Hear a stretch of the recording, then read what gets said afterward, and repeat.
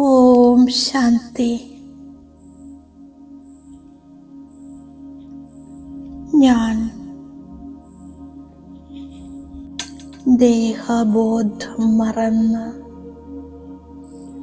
Supreme Bindu ശിവബാബയുടെ മധുരമായ ഓർമ്മയിൽ ലയിച്ചിരിക്കുന്നു. ഞാൻ ഫീൽ ചെയ്യുകയാണ്, പരമധാമത്തിലിരുന്ന് പ്രിയ ശിവബാബ എന്നോട് ആത്മീയ വാർത്താലാപം ചെയ്യുന്നു. ബാബ പറയുകയാണ്, മധുരമായ കുട്ടി, ഓർമ്മയുടെ യാത്ര ചെയ്യൂ.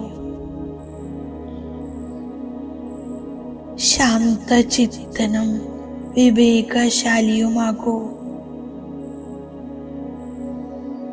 ദേഹബോധം സമാപ്തമാക്കൂ. നീ സ്വരാജ്യാധികാരിയാണ്. അപ്പോൾ നിന്നിലൂടെ ഒരു വികർമ്മവും ഉണ്ടാവുകയില്ല. നിരന്തരം ഓർമ്മയുടെ യാത്രയിലിരിക്കൂ. എങ്കിൽ വികർമ്മങ്ങൾ വിനാശമാകുന്നു, കറയില്ലാത്ത വജ്രമായി മാറുന്നു.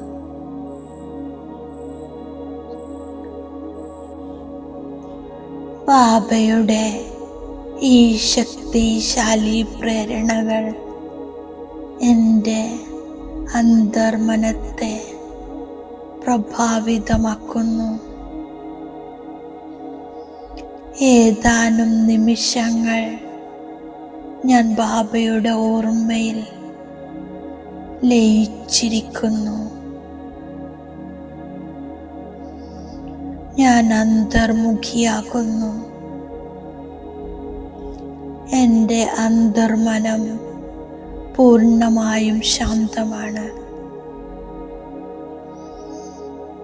സ്വയം ആത്മസ്ഥിതിയിൽ സത്യപിത ശിവപരമാത്മാവിൻ്റെ ഓർമ്മയിൽ മഗ്നമായി ഞാൻ പരമധാമത്തിലേക്ക് യാത്ര ചെയ്യുകയാണ്. ഫരിസ്ത ഡ്രസ്സിൽ ഞാൻ അവ്യക്തവദനത്തിലെത്തുന്നു. ബാപ്പ് ദാദയുടെ കൂടെ സവാരി ചെയ്ത് പരമാനന്ദത്തിൻ്റെ അനുഭൂതി ചെയ്യുന്നു. ബാപ്പ് ദാദ തൻ്റെ വരദാനി ഹസ്തം എൻ്റെ ശിരസ്സിൽ വെച്ച് വരദാനം നൽകുന്നു. കുട്ടി, സമ്പന്ന സമ്പൂർണ്ണ ഭവ, നിരാകാരി ഭവ.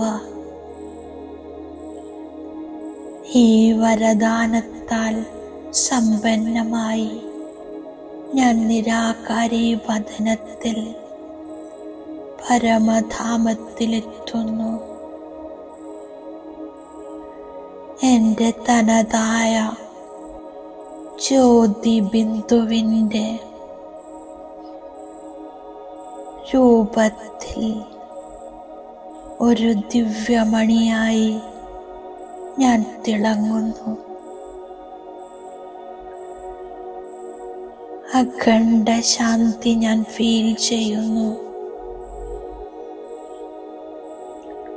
സർവശക്തിവാൻ ശിവപിതാവിൻ്റെ ശക്തികൾ പൂർണ്ണമായും പരമധാമത്തിൽ നിറഞ്ഞിരിക്കുന്നു. സർവശക്തികളുടെയും പ്രകമ്പനങ്ങൾ ഞാൻ ആത്മാവിനെ സ്പർശിച്ചുകൊണ്ട് നീങ്ങുന്നു. ബാബയുടെ വൈബ്രേഷൻസ് എന്നിൽ പൂർണ്ണമായും സമാഹരിക്കപ്പെടുന്നു. എൻ്റെ പഴയ സംസ്കാരം പരിവർത്തനമായിക്കൊണ്ടിരിക്കുന്നു. എൻ്റെ ജന്മജന്മാന്തരങ്ങളിലെ പാപം ഭസ്മമാകുന്നു. മുഴുവൻ വികർമ്മവും വിനാശമാകുന്നു. വികാരങ്ങളുടെ സൂക്ഷ്മ അംശം പോലും മാഞ്ഞുപോയിരിക്കുന്നു. ഈ സ്ഥിതിയിൽ ഞാൻ സെക്കൻഡിൽ സാകാരവദനത്തിൽ വന്ന് മസ്തക സിംഹാസനത്തിൽ പ്രവേശിക്കുന്നു. ഞാൻ സ്വയം തന്നെ ചെക്ക് ചെയ്യുന്നു. ഞാൻ മസ്തകത്തിൽ തിളങ്ങുന്ന കറയില്ലാത്ത വജ്രമാണോ?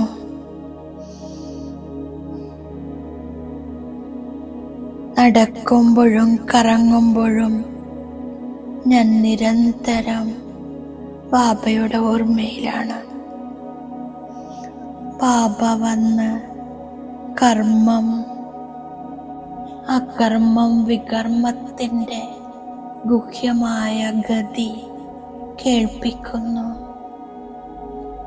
ആത്മാവും ശരീരവും പവിത്രമാകുമ്പോൾ കർമ്മം അകർമ്മമാകുന്നു. പതിതമാകുമ്പോൾ വികർമ്മം സംഭവിക്കും. വികാരത്തിലൂടെ ആത്മാവ് പതിതമാകുന്നു. പതിതമാകുമ്പോൾ ആത്മാവിൽ കറ പുരളുന്നു. അതിൻ്റെ സൂചനയാണ് പഴയ ലോകത്തോട് ആകർഷണമുണ്ടാകുന്നു. ബുദ്ധി വികാരത്തിലേക്ക് തിരിയുന്നു. ഓർമ്മയിലിരിക്കാൻ സാധിക്കയില്ല.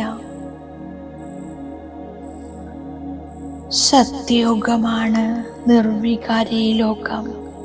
ഇത് വികാരി ലോകമാണ്. ബാബയെ ഓർമ്മിക്കുന്നതിലൂടെ ആത്മാവിലെ കറകൾ മാഞ്ഞു പോകുന്നു. ഞാൻ സ്വയത്തെ ചെക്ക് ചെയ്യുന്നു. എൻ്റെ ബുദ്ധി അല്പം പോലും വികാരത്തിലേക്ക് പോകുന്നില്ലല്ലോ. ഇപ്പോഴെനിക്ക് വിവേകം ലഭിച്ചു. ജ്ഞാനസാഗരനിൽ നിന്നും ഞാൻ ജ്ഞാനാമൃതം കഴിക്കുന്നു. ബാബയെ ഓർമ്മിച്ച് യോഗാഗ്നിയിലൂടെ വികർമ്മം വിനാശമാക്കുന്നു. യോഗത്തിലൂടെ സദാ ആരോഗ്യമുള്ളവരും പവിത്രരും, ജ്ഞാനത്തിലൂടെ സദാ സമ്പന്നരും ധനവാനുമായി മാറുന്നു.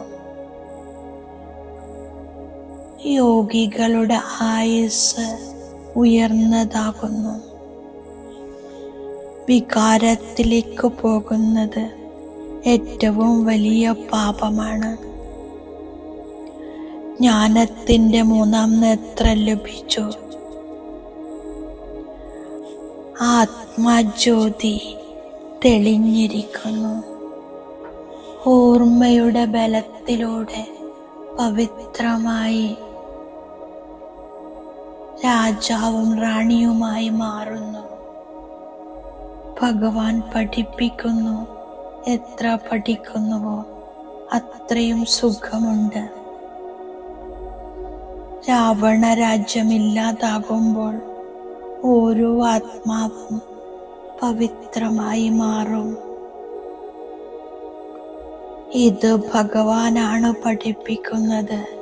ഈ ലഹരി സദാ എന്നിലുണ്ട്.